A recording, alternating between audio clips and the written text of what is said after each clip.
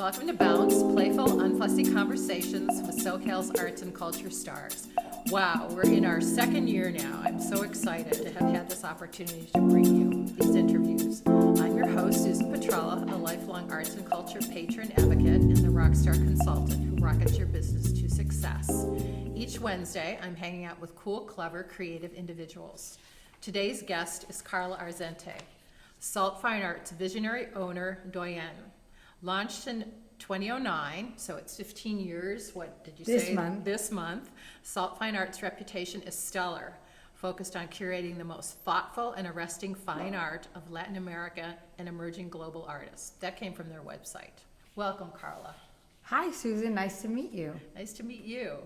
So I did some background research, and there was something that you said in one of the interviews about curating from the heart. So tell me a little bit about that. Is that how you curate, and has that changed over the years? I would say that it is definitely heart-led, or at least instinct feeling led, no question about it, because you see a piece and something about it captures your imagination. I always joke around, but it is exactly like meeting someone at a bar. Like, the eyes do have a lot to do with it, and who knows, like, you can sort through all kinds of profiles online, and same thing with digital art, but suddenly you see something and it catches your eye. So that feeling is the, let's say, driver. But then after that, you find out, what was the intent? What is the idea? What are we trying to communicate? What are we expressing? And that can either make the artwork go flat for me, or it can make it come to life. And so I feel like I am a person who tends to listen to the words of a song. I like poetry. I think instinctually looking for meaning. And so when I find a piece of art, it is heart-led in the sense that I feel something, but then there's a rationale. And also, after so many years, my father was a huge art collector, and I was 3 years old when I started to help him rearrange things because my mom would get angry, Pablo, that he brought home another piece. And I would say, he would say, I will hang it, I'll help. And then we would go to artist studios and everywhere we went, and then museums, and the guards would kick him out because he was reading every label.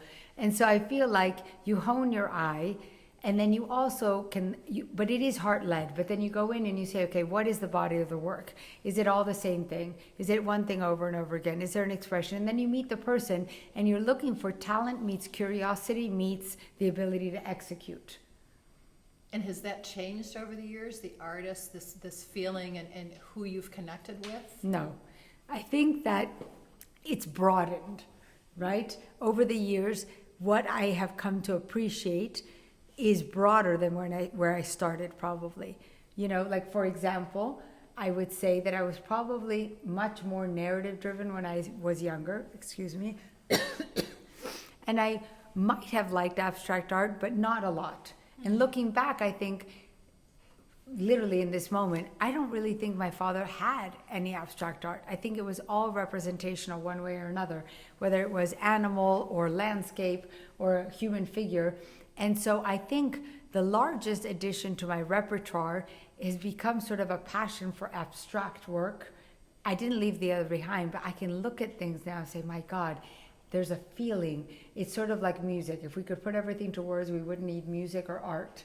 It's that capturing of a feeling, of a moment. When you look at, like, the piece behind you, we're not seeing it, but it has these jewel tones and these light and then this motion, and there's a texture. And I don't know, I could just look at it. And it's an escape, I guess, from real world into a place of beauty, contemplation. There are pieces that I appreciate, but I wouldn't want to live with. So I think it's just gotten broader and deeper, but not different, grown, I guess. Okay. And you launched in 2009 and with a gallery in Laguna Beach, Yes. A brick and mortar type Yes. space. And Yes. how has that evolved? Because you're not doing that same type of space Right. now. That's very interesting, because I had worked in advertising. I was in the creative department in New York. I had worked in advertising maybe like 13 years. And I loved the ideas. Like, when you had an idea for a campaign, you could make the t-shirt, the radio commercial, the print ad, the TV, like that anchor, like for the Wildlife Conservation Society, a green print for tomorrow. With that, I could make 27 things. And I loved what I did. At the beginning, I thought, I can't believe you're paying me for this. But by the end, when I got promoted and promoted and promoted, I was running Wrigley's for the country in craft. The guy who used to bet on the ideas, like the great mother pucker that was for Altoids, it was so good, Bill Jr., he left. And he was replaced by an army of P&G guys that had like scans that would say, okay, in moment this, you lost 800 eyes, and put some sparkles and put a 1-800 number. And so in the last 3 years, I had 16 account people assigned to me, to like my projects that I had to go through. And then there was a baby client, a medium client, a senior client. And I was so frustrated, I wanted to get back to the ideas. So I quit, and I had been employed for 17 years, since 17. 17 years later, I quit my job at 33, and I said, I'm going to take the summer off, and I'm going to do some projects around the house. And I would go to Art Walk.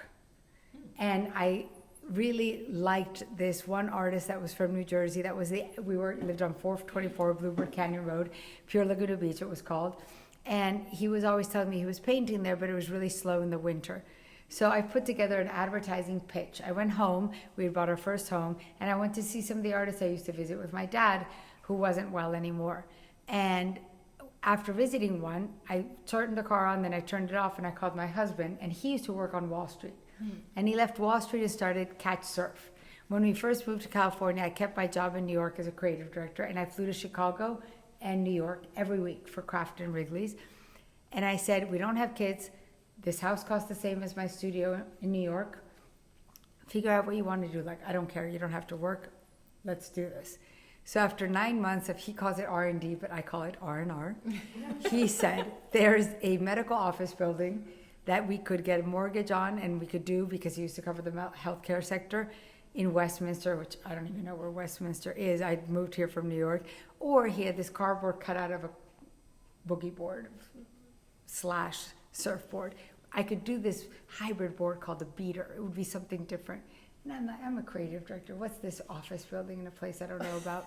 No. Let's go with the cardboard cutout, which financially speaking was absolutely not the right decision. But it's 16 years later. I'm proud of what he's done. So now it's a year later that he launched Catch Surf and changed his direction. And I said, George, this is my summer off. I'm supposed to look for a job in September. What if I don't go to another ad agency? And what if I open a Latin American art gallery? I've never seen Latin American art, and 95% of my dad's collection, which in the end was 5,000 pieces, was Latin American art. He made a huge nonprofit. He made deals with 26 different schools in the worst school districts, and they go over 3 years, 10 times a year. It's a big nonprofit cultural center to keep kids out of gangs and all this stuff. So I said I could dedicate it to my dad, who was very ill, and this could be something special. This was so I went to Todd and I said, can you lend me your gallery? I'll pay your expenses, a touch of green in your sea of blue. I'll keep it landscape, but I'll do all Latin American green landscapes. And I put together a 23-page pitch, because that's what I used to do. I was in charge of new business, okay? And it was at that Go-Go Cafe over salami sandwiches on my laptop. It was just overkill, but I had moved here from New York and that's what I did. And he said, let me noodle over this. And I said, okay. And then the next day he said, sure, you want to cover my expenses? I'd rather pay it at home for the winter. Go for it. And I sold 3 pieces, and I decided that I liked it, and I liked the control, and I liked the lack of bureaucracy. And I met Suzanne, my gallery director, because I had a new puppy that went off leash and ran into the Peter Blake Gallery. And I think, I found that place in front of the Surf and Sand Hotel, and I had Ron Weldon, who builds all of the stuff for the pageant of the Masters, was friends with Todd, whose gallery I had lent.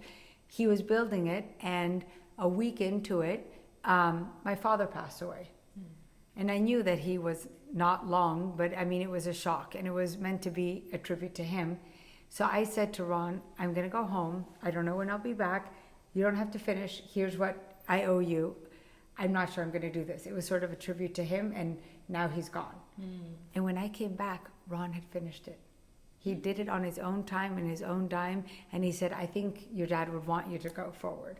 And then Suzanne was no longer working for Peter Blake suddenly. And so Ron had built it. Suzanne, who I had really liked, who wasn't available, was available. And I didn't have a job. So I said, okay, well, let's try this.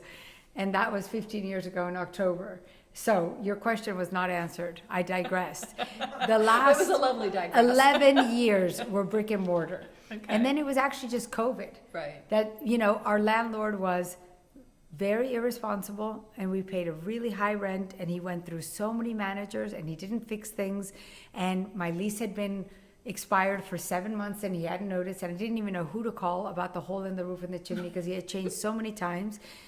So I said, you know, how are you going to help us with this COVID thing? And he said, oh, the government will take care of you. I'm not doing a thing. So I said, you know what?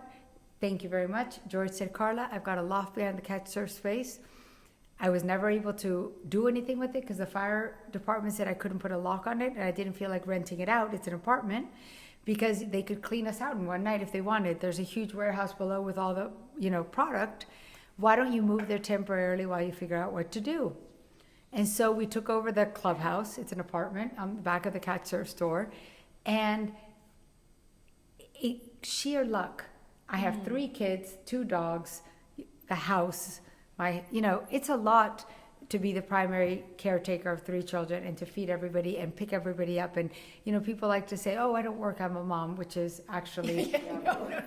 And, you know, and it's not a mom, it's a parent. Being a parent is a lot of work. And, you know, taking care of a house is a lot of work. And so suddenly I found that not having to rush to make these retail hours and not having to sit and watch the door, it wasn't a rewarding experience. Now, you have to go through something to get somewhere. We changed shows the first 3 years every month. The last 8 years every 2 months. We did shows not this size, but like, you know, 18, 20 pieces, shipping things from all over the world. Doing openings. We did art walk for 11 years every Thursday. And then suddenly it was like, oh, when somebody's interested, and Suzanne is full-time. I could not have ever done any of this without Suzanne. Suzanne has worn so many hats with such grace and with such talent and with such energy, and we got along, and we both are transparent and hardworking, and we trust each other. And so it's like I've had 3 kids since I met Suzanne, and, you know, several surgeries and deaths in the family, and my gosh, Suzanne similarly, like when you've been together for 15 years, stuff happens. But she has been there every day, full time, and it wouldn't have worked without her. But now you find the silver lining of COVID.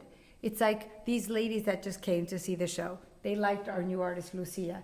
And I showed them her Instagram account because ironically, they wanted to see how young she was. But when they actually saw the work, they said, oh my God, what about these paintings? I said, they're at the Framers. So they made an appointment to come by next Monday to the gallery to see them. That's how it has worked. So it's like, we do always curate. We have a designer that I have a very personal, deep connection with because I bought the very first house she built for her family, and we've lived there for 12 years. And she has a very large, spacious office in Costa Mesa with 3 conference rooms and she said, Carla, well, she actually graduated with a degree in fine art, a master's, and she loves art. She said, why don't you help me out and decorate the offices? And honestly, I did it. It was exactly when I moved to my appointment. I did it as a favor for a friend, but I didn't realize that she was very, very successful and that every person that walked in the door had a new house with blank walls. So after 3 weeks, she had sold half of the things that were on her walls. So in a weird way, we have a satellite gallery in Costa Mesa at Denise Morrison Interiors, which always has 20 plus pieces. And then David was open about this incredible space. Like, this is light-filled and dynamic. Yeah, and tell me about this. I mean, how gosh. this came together, you know, having the show Playground here at the Coastline. I want to give the credit to David.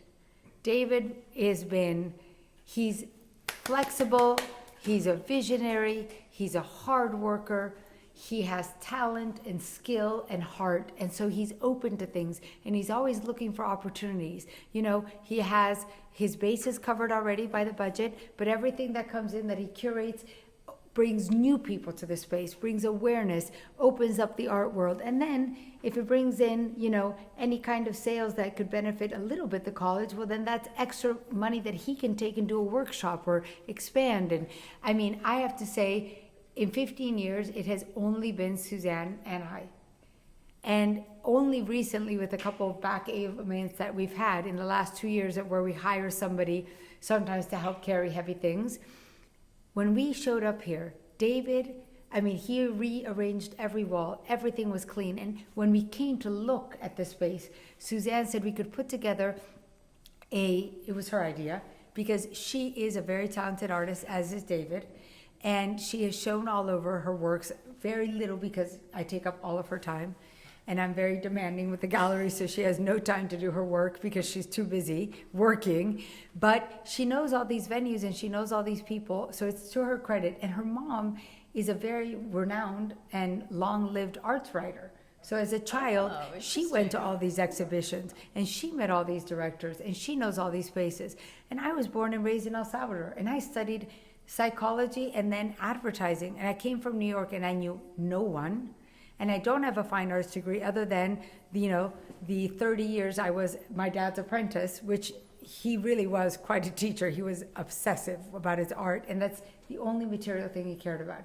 He had 3 cars in the lifetime that I was his child, in 36 years, 10 pairs of pants, 2 sweaters, like he just didn't care. But art somehow captured him. When he was a refugee coming over from World War II, he had $8.35. His entire family was killed in the Holocaust, and he spent $5 on a drawing. And I have that drawing next to my bed. And he was kind and funny and sweet, and he believed in me. And somehow I felt the same way about art that he did. It spoke to me.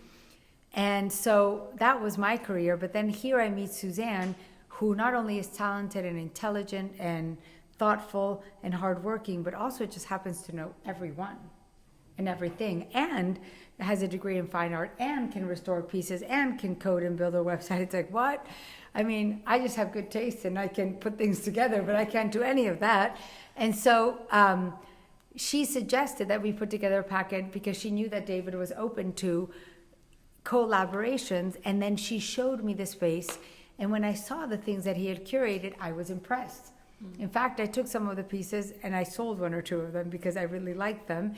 And so this was months in the making. Suzanne put it together, he presented it to the board, and then when it came to execution, I was blown away, because this is the first time we've done anything with anyone other than us. Interesting. And okay. It was, wow, the walls are ready, they're clean. And David was so innovative in hanging some of these pieces, using a ruler and erasers, and I don't even know what to make, like, what do you call them, cleats on the wall to hang pieces.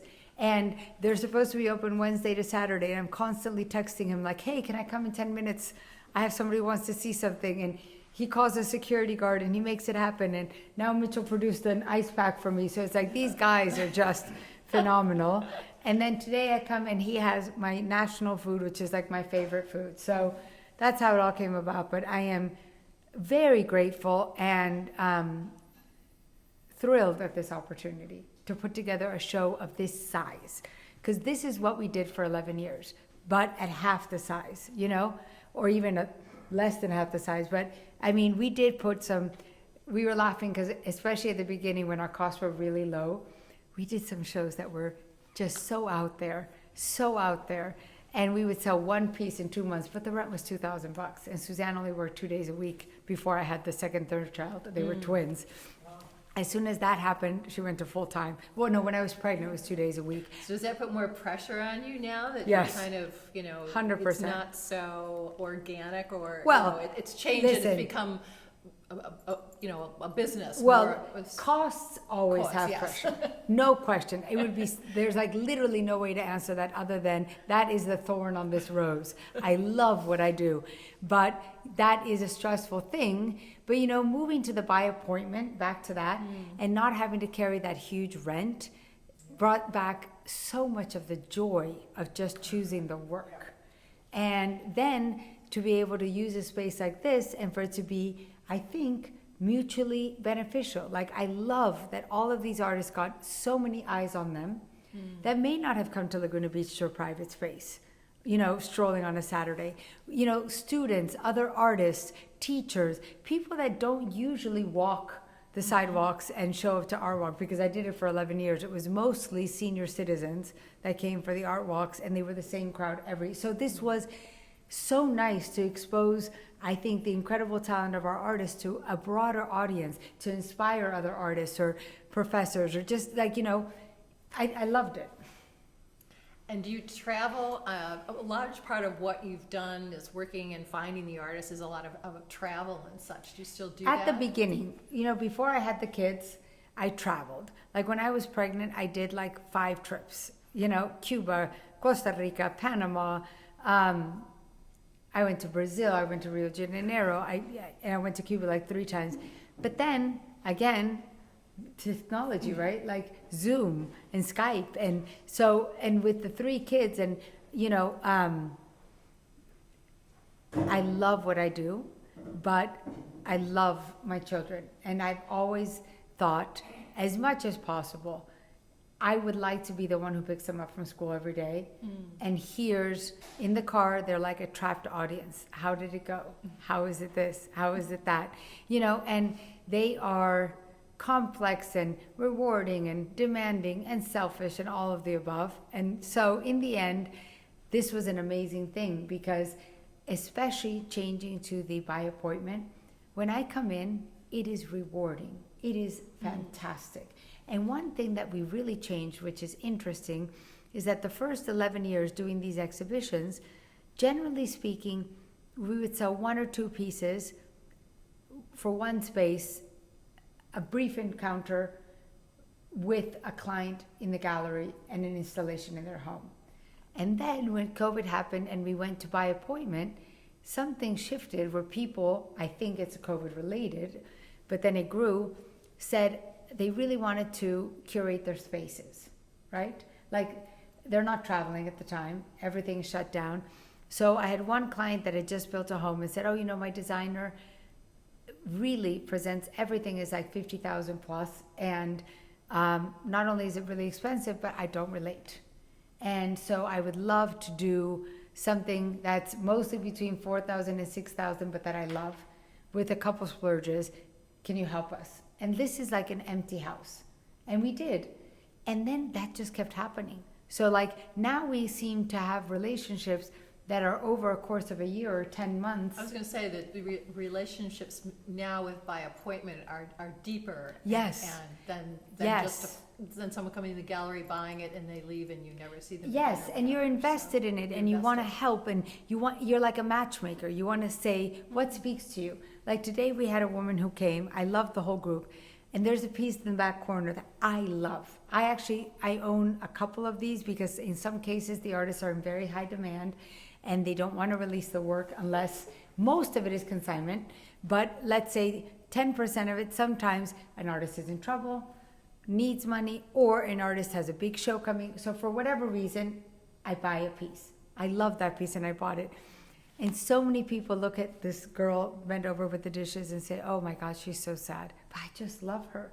I love the pink of her Converse shoes, talking to the idea that none of us feel the age that we are. They're like teenage shoes, And so anyways, I've owned it for like a year and a half. And he likes it so much that he just asked, he said he would trade me, like he wanted it back. And I said, no. By the way, I've already paid you for it. So, no, I like her. I'm not ready to. 2 days ago, he asked me to trade it. And today, this group comes in, out of the blue, and this lady stops in front of it, and she cried. And she told me at the end, I just don't know if my husband's going to feel the same, but I just opened an office, and if he doesn't like it, I'm just going to put it there. But she cried again when she went back to it. And that made me so happy, because going back to if words were able to express everything, we wouldn't need music or art. There's a poignancy to feelings, right? Mm-hmm. That happen. So are you going to sell this to her then? I don't know. We'll see if she comes back. But like somebody liked it as much as I did. That made me happy. Yeah, and maybe it will go on to a new owner. I love when somebody brings something home that we interact with, it's so nice to see how it fit into their life or their world. Or like we had a painting here behind us that we sold, and it was a man with a yellow background, and his head was like marigold spilling all over onto the ground everywhere, exuberant. And then there was a woman in a steel gray blue, much more demure, legs crossed, arms held close. His were like an explosion of flowers, all one flower. Hers was more contained but different flowers. And to me, it spoke to the multitasking of often motherhood, and then sometimes the career driven, sometimes of the man, or like one focus versus several. But you know, it's so funny. We had that piece for a while too. The woman who bought it said, my husband is so extroverted and he loves people and he's very joyful and he could talk all day long, and that yellow is him. And she said, and I'm such an introvert. I'm much more quiet.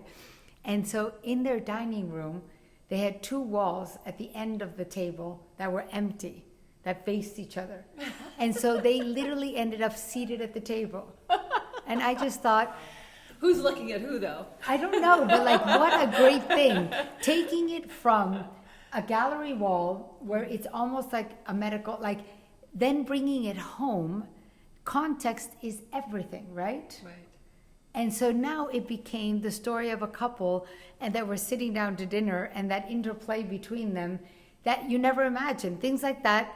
That's what I love about collaborating with people. We do work with a lot of designers, and I am, generally speaking, very impressed with their talent and their ability to bring so many things together. I don't know if I love interiors, but imagine the rug size and the pillows and the couches and the accessories, and then the ordering of them and then putting them together. For me, curating the art is already a Rubik's Cube. I like that. I can't handle all the other stuff. But when I see it come home and see what it can do for a space, it's very rewarding, to see that. To see that, generally speaking, the person who brings it home is where it belonged. Like it has a space in their life, like those 2 walls in the dining room. Who knew? She was looking for a piece for the hallway above her stairs, not there. Not there. Interesting. I want to thank you so much. Your energy and how much you love what you do has come through so much. Thank you.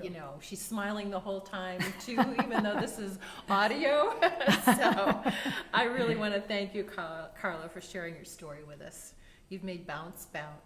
Oh my gosh, you are a joy. You walked in that door with your big smile and your cool outfit, so it's a 2-way street. Oh, thank you.